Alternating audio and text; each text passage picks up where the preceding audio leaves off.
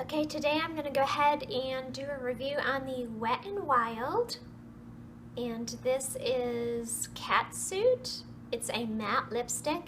I have tried it before now, so I'm going to show you how absolutely disgusting it looks on me.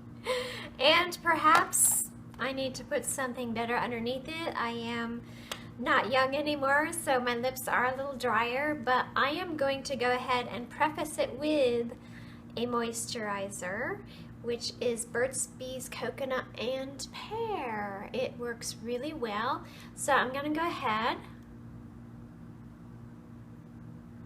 and put some of that on first to kind of fill in the cracks, moisturize it a little bit. And I'm just going to go ahead and put this on without any primer or anything. I just want you to see what this looks like. Oh my word, I had such high hopes for it.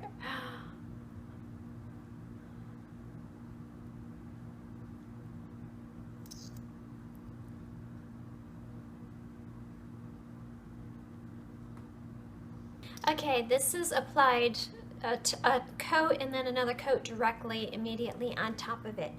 And again, it looks like crayon. Okay, let me show you an up close.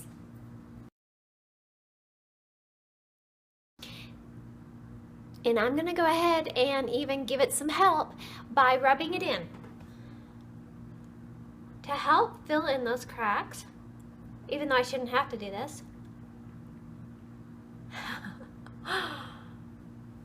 It's just bad. It's dry, it's cracky.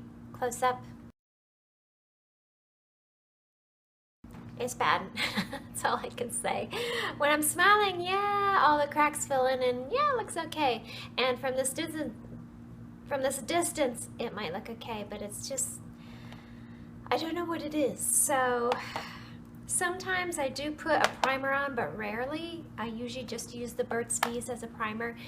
And I need to find a lipstick that, or a way to put on my lipstick that fills in the cracks, that moisturizes, and I want to be able to wear a matte without it looking like crayon.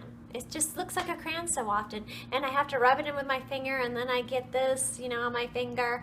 So hey, if you would like to comment below what you suggest for a more mature woman's lips, what to use underneath the lipstick, especially the matte lipstick, that will help fill in the cracks, moisturize it, and make it more smooth, last longer, go ahead and do so. I'm open to suggestions. Thanks so much for watching, and I hope you have a great day.